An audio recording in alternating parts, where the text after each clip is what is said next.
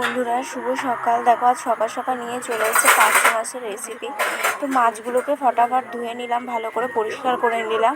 তো দেখতেই পাচ্ছ যে আঁশ ছিল, সমস্ত মাছগুলোকে পরিষ্কার করে করে ধুয়ে নিয়েছি। ইভেন যে কানকো ফানকো যা ছিল আমি মাছের সব ফেলে নিয়েছি, ফেলে নিইনি, এখনও ফেলে নেব। তো দেখো মাছ ধুয়ে পুরো চলে এসেছি। সুন্দর করে মাছ ধুয়ে নেবে, কিন্তু এইসব কানকো ফানকো রাখবে না, এগুলো ভালো না। তো তারপরে দেখো দিয়েছি নুন হলুদ, মাখিয়ে নিলাম ভালো করে। মাখিয়ে নিয়ে নুন হলুদ একটু বেশি করে দেবে পরিমাণ মতো, যাতে মানে ভাজার পরে যাতে মাছের তরকারিতে দিলে টেস্ট লাগে। তারপরে ভালো করে মাখিয়ে নিয়ে এবার আমি কি করব, ঝটঝট করে আমি মাখিয়ে নিলাম।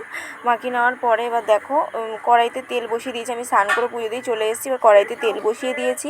আমি রিফাইন তেল দিয়ে মাছগুলো ভেজেছি। তো পার্শে মাছ তোমরা সরষের তেল দিয়ে ভাজতে পারো, আমি রিফাইন তেল দিয়ে ভেজেছি। তারপরে একে একে দেখো মাছ ভাজা কমপ্লিট হয়ে গেছে।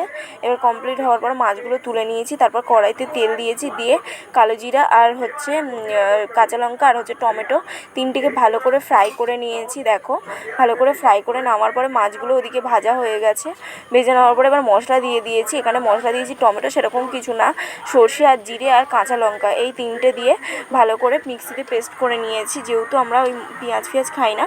আর আমি দেখো বেগুনগুলো ভাজতে ভুলে গেছিলাম, তো আমি কী করেছি বেগুনগুলো ওই কষানোর মধ্যেই দিয়ে দিয়েছি, বাট ভালোভাবে সিদ্ধ হয়ে গেছে।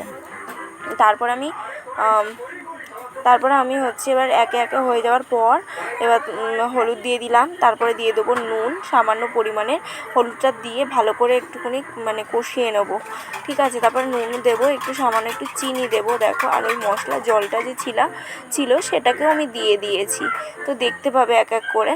তো তারপরে দেখো ভালো করে ওগুলো দিয়ে দেওয়ার পরে ওগুলো এই চিনিটা দিয়ে দিলাম, চিনিটা পরিমাণ মতন দেবে, তাহলে স্বাদ লাগে।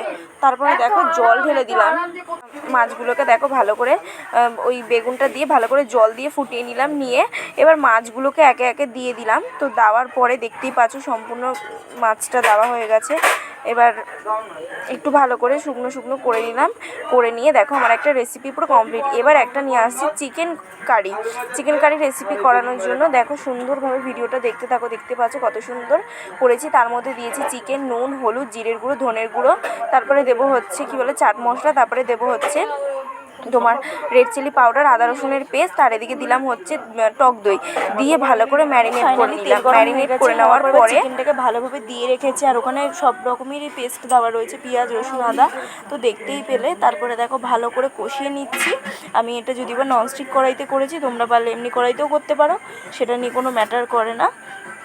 তারপরে কী করেছি বেরেস্তা মানে হচ্ছে পেঁয়াজকে ভালো করে ভেজে রেখেছিলাম। তারপরে কি করেছি কাঁচা লঙ্কা, আর ওদিকে দিয়ে দিয়েছিলাম ক্যারি পাতা, আর এদিকে দিয়েছিলাম হচ্ছে আলমন্ড আর হচ্ছে তোমার কাজু আর টমেটো পেস্ট, এগুলো দিয়ে ভালো করে এবার কষিয়ে নিচ্ছি, দেখতেই পাচ্ছ। তো মাংসটা এত স্বাদের হয়েছিল চিকেন কারিটা, যে কি বলবো, মানে যতক্ষণ আর বেশি করে কষাবে বুঝলে।